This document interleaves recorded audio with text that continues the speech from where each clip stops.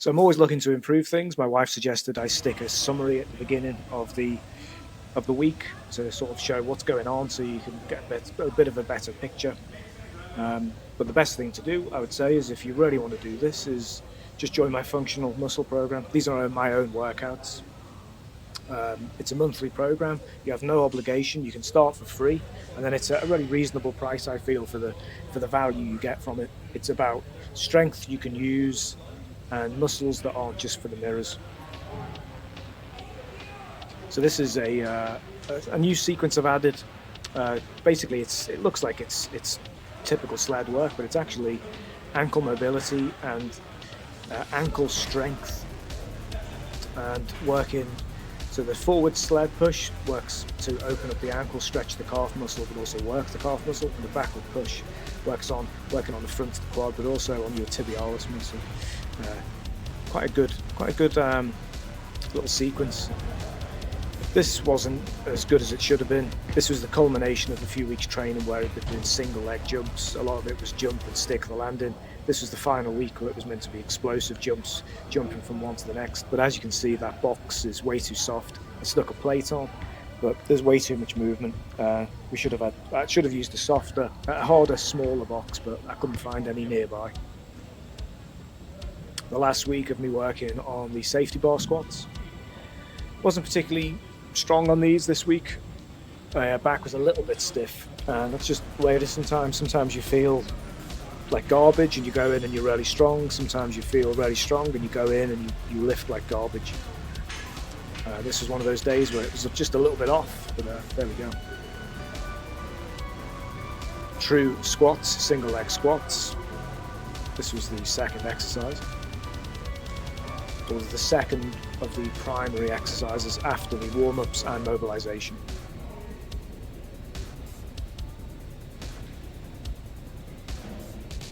Playing around with my angles on this one. Normally I tend to squeeze the glute and really push the leg back, but I'm trying to mimic more of a squat position and try and keep a more vertical tibia.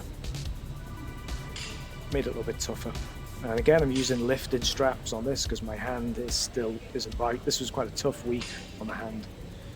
I had to make a few adjustments, but lifting straps was one of the adjustments. A few lifts had to be changed. This is the first time I've done barbell RDLs for a little while. Felt good though. Felt quite strong on the movement. I ended up with, I don't know, about 50, maybe 50 kilos, and it felt comfortable.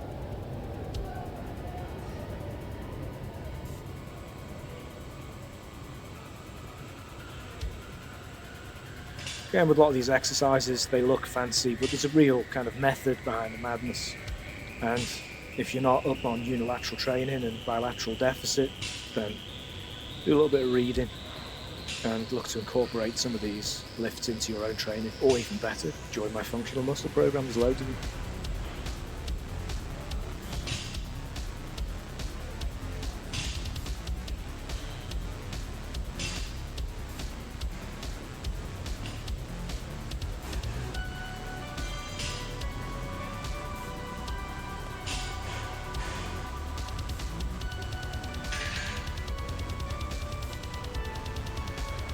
And this was another additional exercise working on the hip flexors and working again on the tibialis anterior, just knee pulls. This exercise absolutely killed me. I didn't feel anything the next day, but when I tried to walk up the stairs, my toes kept clipping the front. It was they just basically were in shock. I only did 2 sets because after the first set, I thought, holy shit, what was that about?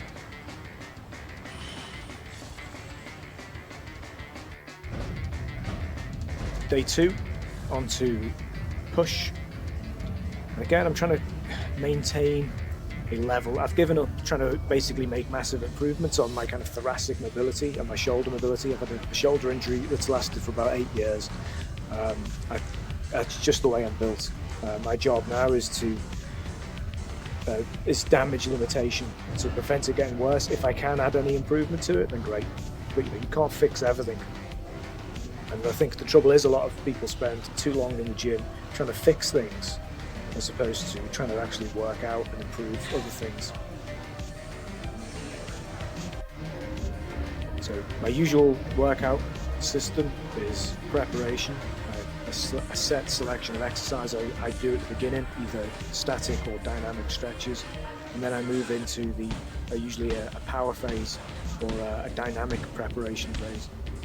So this one included chest slams and then some ball rotation passes, just adding a load driving over onto one leg. A little bit different, so it's not it's not a static rotation, it's now a power rotation where I'm having to end the movement by driving and blocking the weight.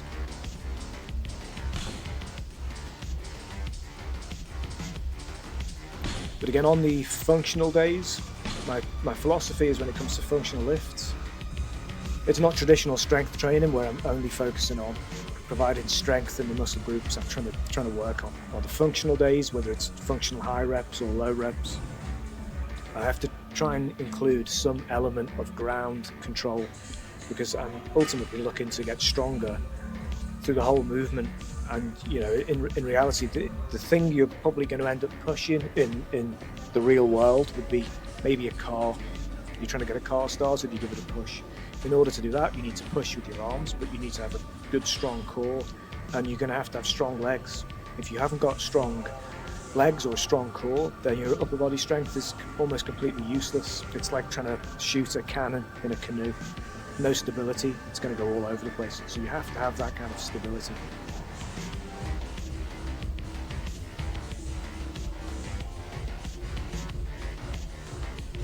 Landmines, great exercise.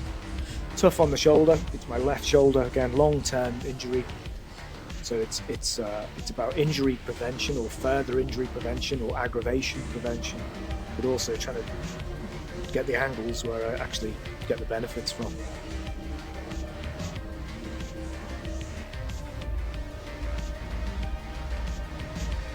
So this took a little while. This wasn't the end position, this was about the second set. I made another adjustment to this and I brought the cable stack down a little bit lower. Because it's a new piece of kit, I'm still getting used to the angles. That high position just made it really hard to stay down, too hard. I'm trying to get that balance between getting weight into the movement, but because of the high position, basically it was trying to lift me up in the air. So when I readjusted this, it was to bring it down so I could drive forwards as opposed to resist the upwards pull. It wasn't bad the way it just wasn't the way I was hoping it would be. This is a good exercise for anyone who has kind of tightness in one side of the lower back. Do this exercise, it'll probably highlight which side of your QL muscles, your quadratus lumborum muscles are overworked or underworked or too short or too long. Give it a go, you'll probably feel differences between the two. And I was just supersetting this with a bit of messing around, a new toy. 3 different colours, call a colour, throw it in the air, try and catch it. It's harder than it looks. Well, I don't know, maybe it does look hard.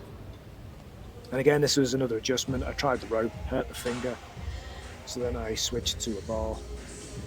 But again, this was a different sequence altogether because I was just trying to protect the hand. This was the strength pull day. By the end of this week, my hand was really sore, so I think I probably overworked it. I think the issue with my hand at the minute is that because basically it's been about 3 weeks where I've not really used it, it's gotten weak, and the musculature in the hand itself and the forearm have gotten weak. So as it's injured, I'm not using it. So now when I do try and use it, then it has a little bit less strength. So I'm trying to protect with straps, but by the end of this session, my palm felt really bruised, almost like it did right at the beginning of the injury. I worked out that the chin-ups were about 55% of my body weight, and the single arm rows were 75% body weight. Don't know why I'm saying this, but I just found it interesting. Basically, there are 2 different kinds of strength. You have relative strength and absolute strength. Your absolute strength is the most weight you can lift, and your relative strength is the weight that you lift relative to your own body weight. Obviously, smaller people tend to be stronger when it comes to relative strength, and taller people are stronger when it comes to absolute strength. You can see that highlighted usually when the taller you are, the heavier you are, the harder it is for you to do things like pull-ups and chin-ups. had a big debate with an old colleague of mine, and he was like, well, I'm stronger than you, blah, blah, blah. I mean, it was a bit juvenile, but ultimately I said, right, well, listen, this is what the table says.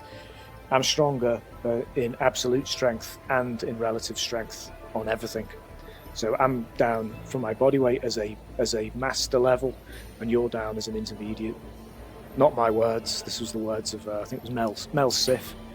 So basically, he had to eat his hat.